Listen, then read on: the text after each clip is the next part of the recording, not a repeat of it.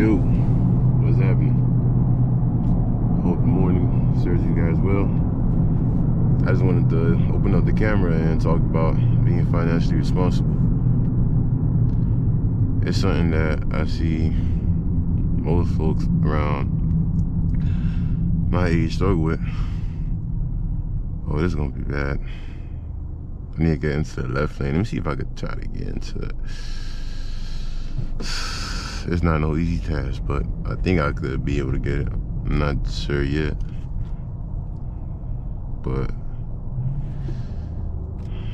let's see. If I don't get it, I could always just take a right over there and, swerve around back, get on 826. But I wanted to talk about being financially responsible. It's something that I see a lot of people around my age struggle with.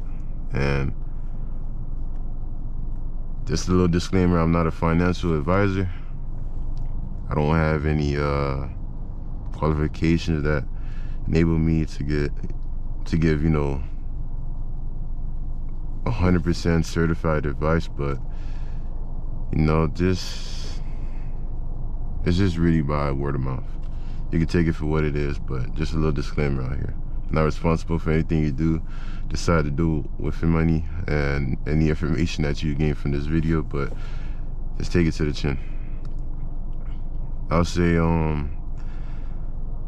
most folks spend their money on things that don't really bring the money back. It's not to say that everything and each and every item that you do decide to buy for your life has to make you money back, but when you do get into big purchases like a vehicle, especially if you're getting into a loan, you got to make sure that money is being used to, earn you some kind of money back, if that makes sense. Oh man, I could have got it if he didn't slow down. Let me see if that Kia would give it to me. I think he does. I appreciate you, man. Thank you. Now I gotta take the other left.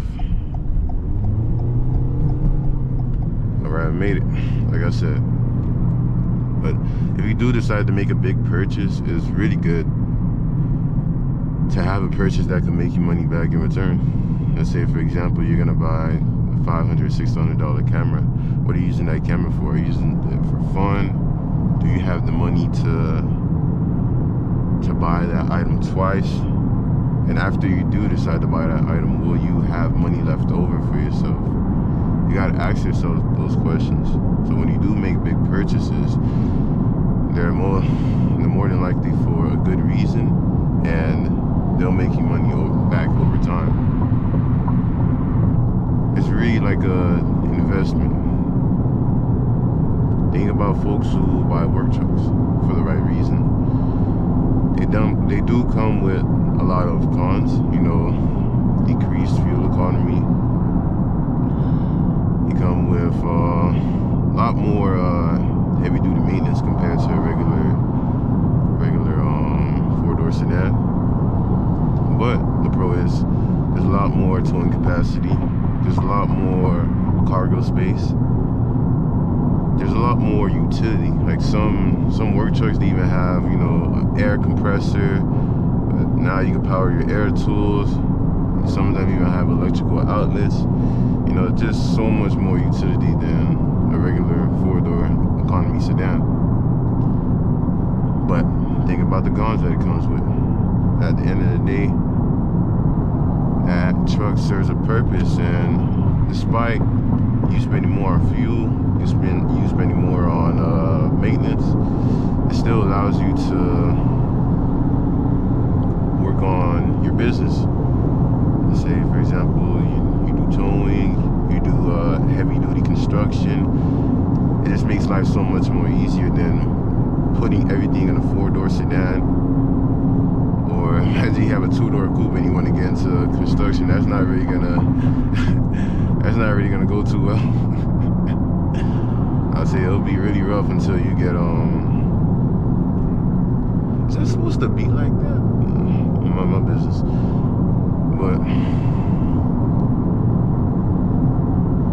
it's just gonna be so much more harder if you decide to put everything in a two-door coupe. And yourself for what I just said, it's really better if you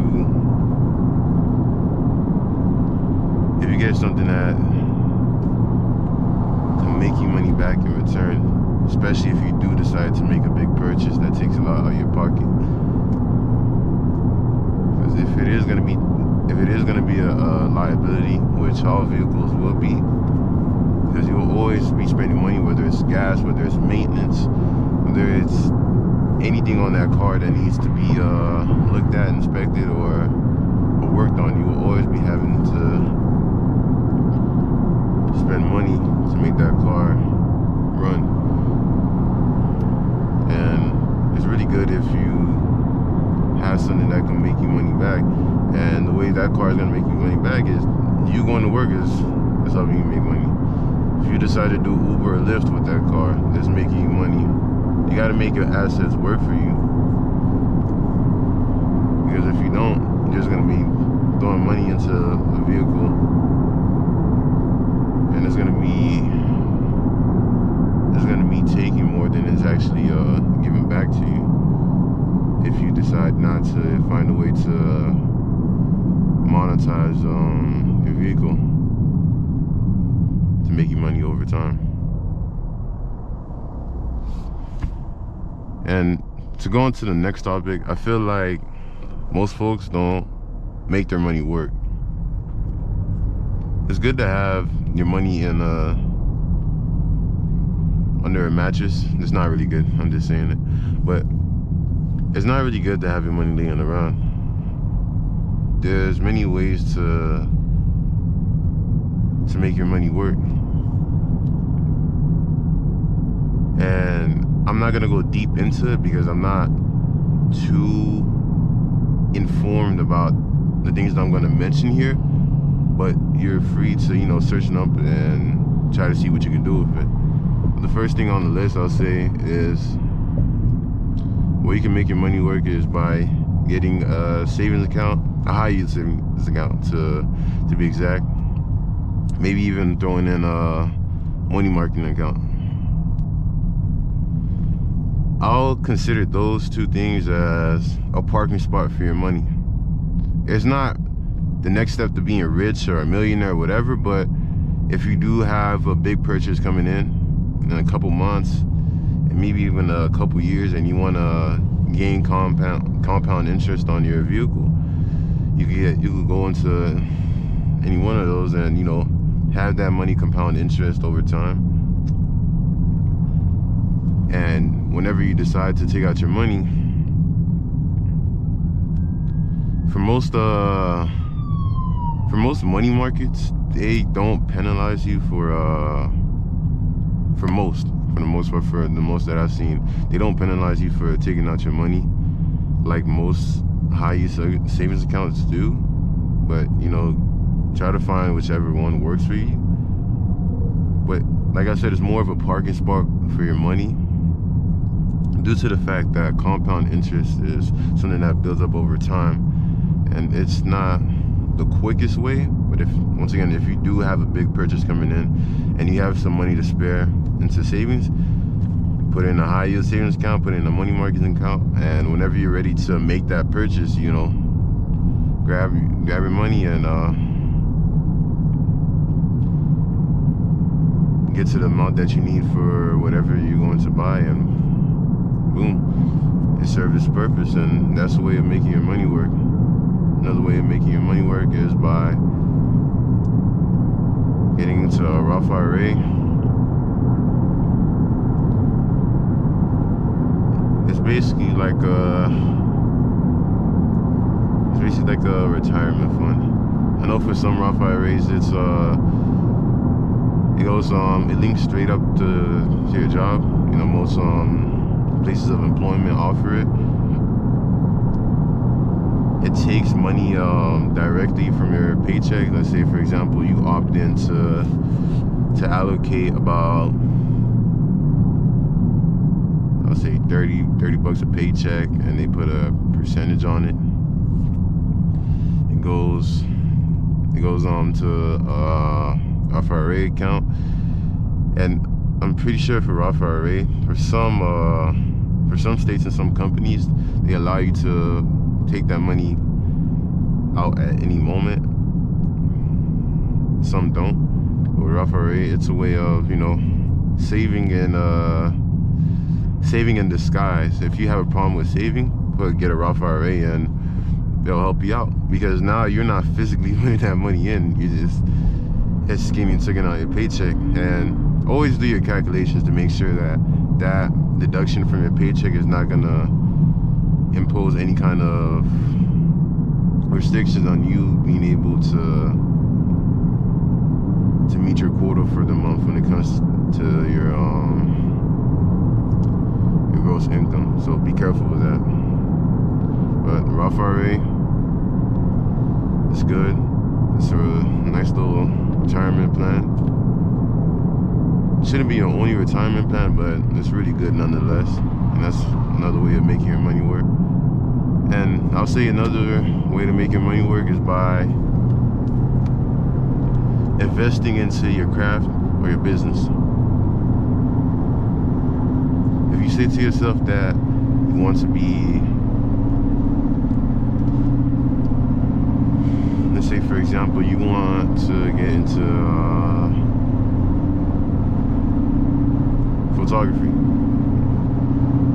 and you have about $2 or $3 grand laying around at your disposal. You don't need it to pay anything off. You just have $3 grand free, just laying around. What you can do from there is do a little YouTube search, see what kind of equipment you can get into for the budget that you have.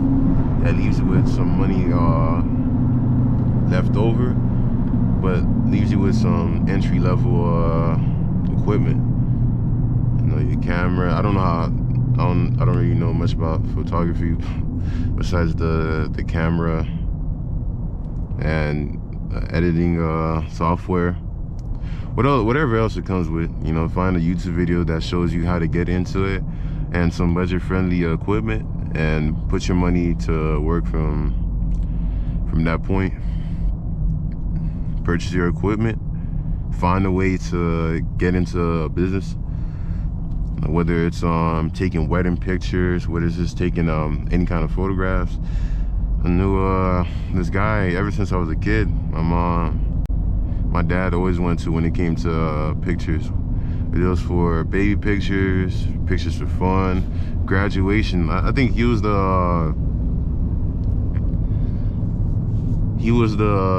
guy they selected to do the graduation pictures at my school's graduation, which was pretty cool, knowing the fact that, you know, ever since a kid, and he's been around taking my pictures. It's like having an invisible camera around you. And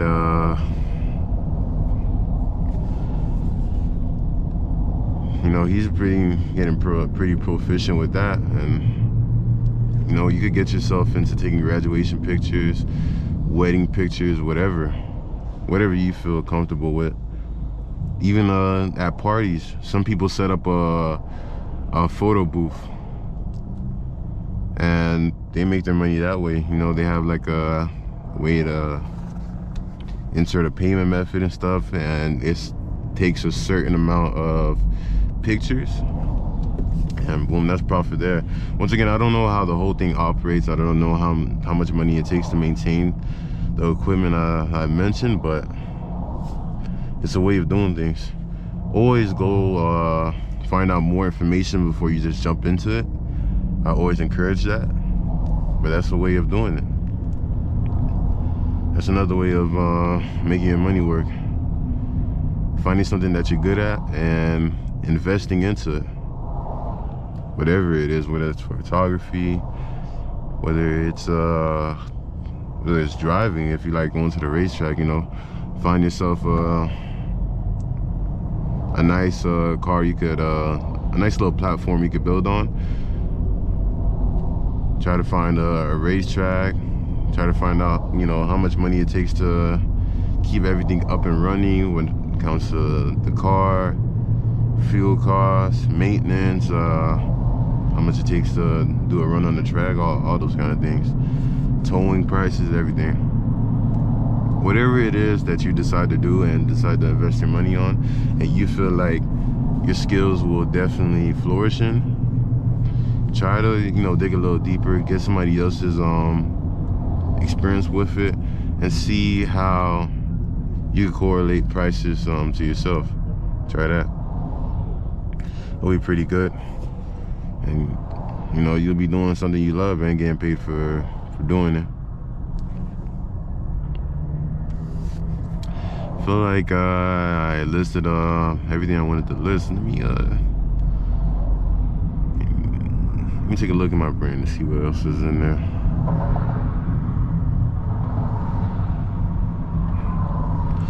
Yeah, that's all I got for now. Yeah, trying to get into work mode, so I'm gonna cut it short here, but I hope this information I presented you serves you guys well, and it was a pleasure speaking to you guys. Hope you have a beautiful rest of your day. Well, it's pretty early out. It's time to wake up, make some money, have a good day. Once again, I appreciate you guys tapping in, showing love. Working on a website as of right now, so you know, stay tuned for that. That's coming soon. And if you ever do need to contact me about something specific, something personal, and you don't feel comfortable leaving it in the comments, I'll put my email down in the description, and you guys send me an email and I'll respond to you guys whenever I do get the chance. Appreciate you guys for checking me out. I'll see you guys in the next one. Peace out. Take care.